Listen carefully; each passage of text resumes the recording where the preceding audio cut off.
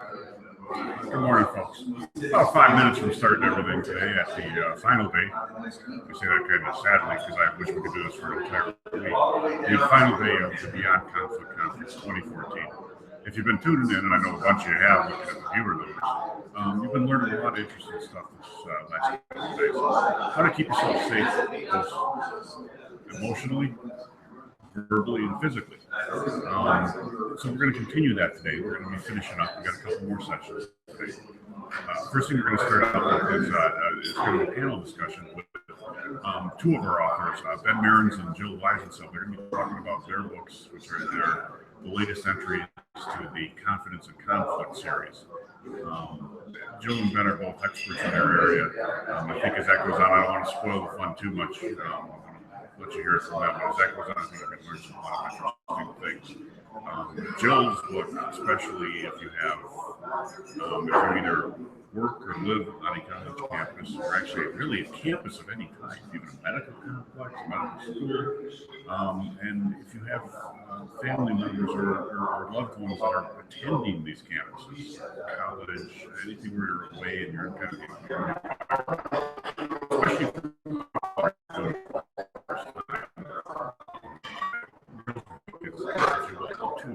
keeping well, immersing yourself in the environment.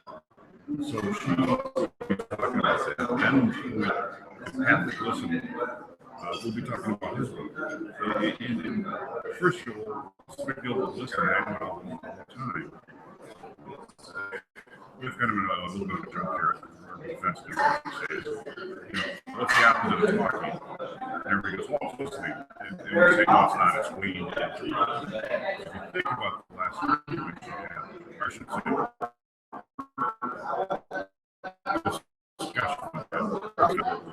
we really waiting to talk about heard the conversation, just waiting for that opening kind of verbal counter when she's hanging out. Actually listening to people are speaking. So that you can find the message, hear the message, and get where you're at. So both of them will be talking. Later on this morning, we're going to have, we'll be in this session. Gary Klubowitz and Dave Dowd will be doing proxemics for professionals. Now, proxemics for professionals, how to keep yourself and others safe by controlling distance and positioning during an interaction, whether that's a social interaction, say somebody meet establishments here in the hotel, somebody meet there and you're standing talking to somebody for the first time, or if it's even something where it's a little bit of work in person, because they're bringing people in to lay them off, and we want to make sure they're safe. So we can show them and have them learn for activities where to stand. Don't walk with your back first. Don't stand where the person that's between you and the other state. Just in case something happens. But I don't want to take too much of their show either, so tune in for that. And remember, very hands-on with a lot of interactivities. Just creating those the best we can using the camera. The second one we'll get to is social contract. This is creating environments that are incomplete. Who's the author of the latest Confidence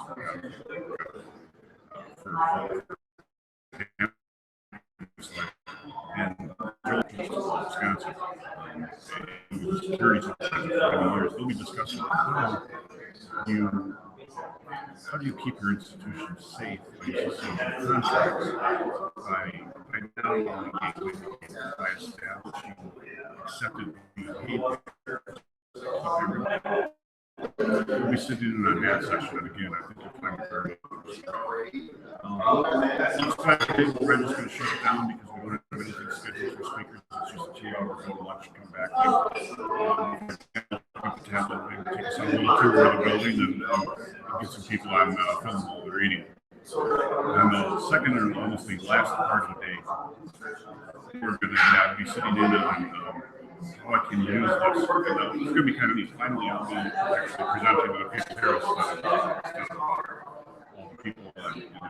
virtual classroom. And myself and John Neville will be talking about it. It's kind of a free form. It's not going to be so much a learning skills. It'll be everything you've learned over the last couple of days. You apply it to really show that. John and I are great troubleshooters in that area. We love people going to the problem we have in how can I do better? And give advice and train them and get them headed in the right direction. So John and I will be talking about that as kind of the last session. Okay. Maybe get out here. So we get everybody seated, that would be great. Oh, I don't mind now. Plus it wakes me up, so I don't fall asleep. So how's everybody doing this morning? Great. Yeah. You guys ready to start a great morning? Yes, sir. My name is David. I'm one of the directors of this Clark group, and I'm really proud to announce our two panelists this morning. Ben Merritt wrote a book called We're Dying to Be Heard, and it's a series of the confidence and conflict series that we have on different books on how to apply different EDI strategies into your current position where you happen to be at work. If you haven't had the time to stop and look at the book, I would strongly encourage you to do so. I enjoyed looking through it, and I'm kind of looking forward to it when reading it on the way home. Jill Weisenfeld, she's a very good individual because she actually works in this field in law enforcement and applies on bystander mobilization. She compiled a book for conflict for safety on campus life. So if you work on schools, whether it's elementary school or college campus, a lot of these strategies and tactics would apply for you back in your workplace. So with that, Ben Merritt, Jill Weisenfeld.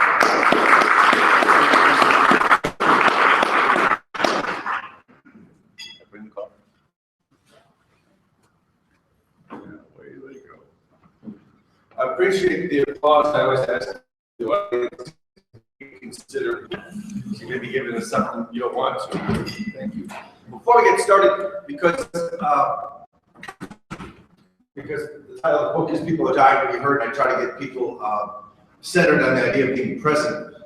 And because I would hope that this morning you can focus on being here, I want you to take the cell phone challenge. Everybody have one with them? Take it out of your pocket, raise it up. On mine, it's to the right. There's a button. I want you to turn it off for the hour we're going to talk, not vibrate or silent.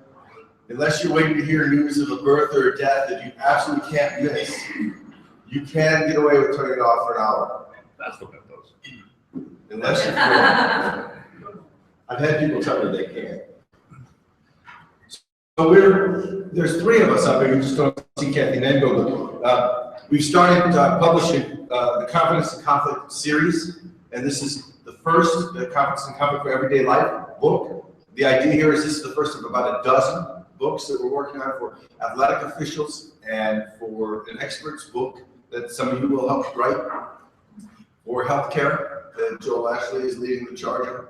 And the second book in the series is Jill's, the book on campus life and campus safety. And given the fact that we want our young people to be wise and safe, this is a critical book at a critical time. Seems like in 1980, they said that sexual assaults and rapes at campuses across the country were huge. I was in Madison.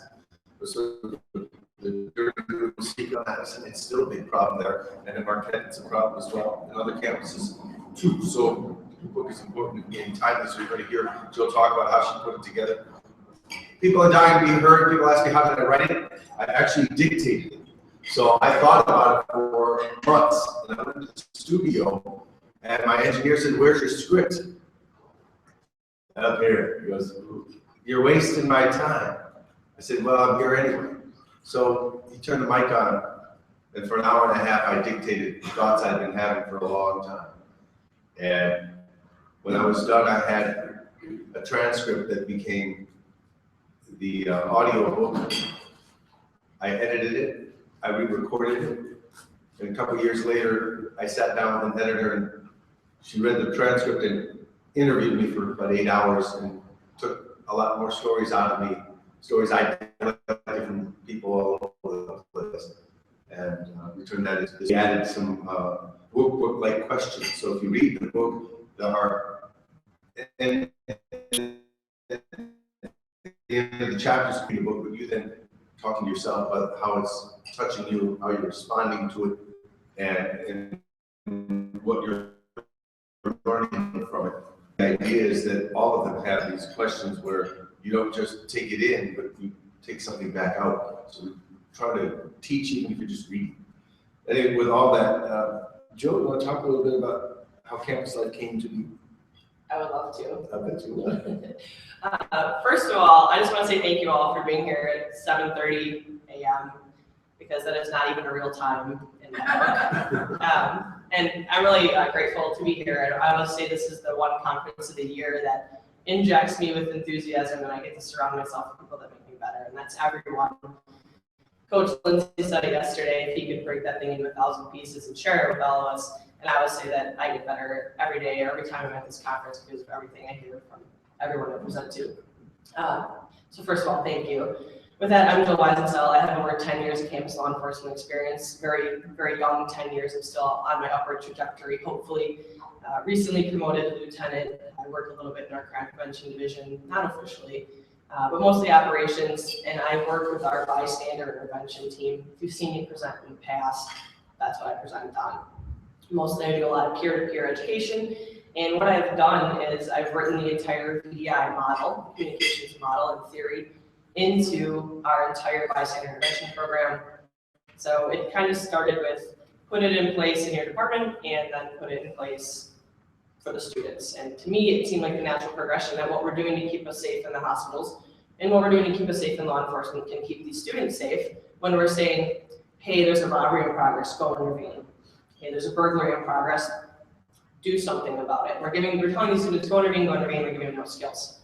So I wanted to put all those skills into a skill set that a high school student could understand before they got to college. So the short answer, this past summer, Katie and Al approached me and said, we'd like to do another book. Would you consider using your workshop? And I have a 2, a 4, and an 8-hour workshop for high school students that's built on verbal defense and self-defense skills. And I said, yeah, I think we could make that into a book. And I won't tell you, but it was a short 2 weeks later that I pumped it out, and a few drafts later, and it actually was a pretty good product. And now I think we have a very good product. And the feedback so far on it, if you've not taken a look at it, I've given it to some pretty tough critics, people in the counseling center world, people sexual violence prevention, bully prevention, law enforcement sector, civilian sector, and my toughest critics, which is my reader, which is the high school student. I've given it to a lot of them, and the feedback's been overwhelmingly positive, and the skills are actionable. I wanted it to be something they could read and use right away, and not just be, here, go read this book. Mom and Dad said, here, happy graduation, go read this. I wanted it to be something they could use, so that's how it started. Yeah, pretty amazing. You did a lot of work, a lot of writing in a very short period of time. A lot of caffeine. Caffeine helps. Helps now.